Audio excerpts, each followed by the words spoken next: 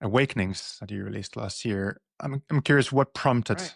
writing I've a got book, it which right I here. understand is a big undertaking always. Right. Well, I got into this work, the subtitle is The Quest to Heal Bipolar Disorder. And what happened was, I had had an experience that got me put in the psychiatric hospital in 1996, which had been very, very beneficial for me. It ended 7 years of on again, off again depression. It gave me a sense of new meaning in life. I interacted with people better. My salary tripled at work after I got out of the psychiatric hospital. Okay. And I was never medicated. So it was a very beneficial experience. And I wrote a book about that called Am I Bipolar or Waking Up? But then in 2007, when I was living in Brazil and my wife's nieces had some experience very similar to what I had. And so then I got into this research about, well, what's the difference between what happened to me, which was so beneficial and but misunderstood, and what's going on with them that's being labeled with bipolar disorder.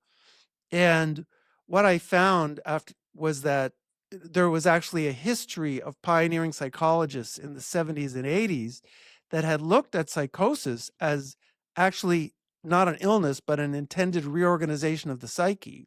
All right.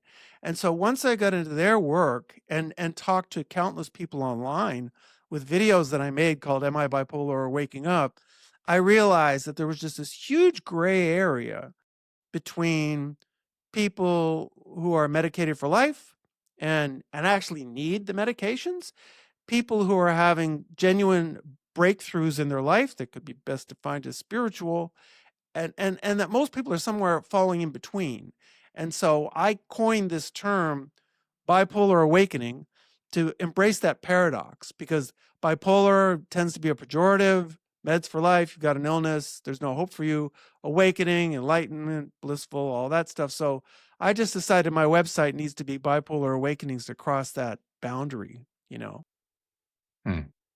Yeah, Does that answer your question?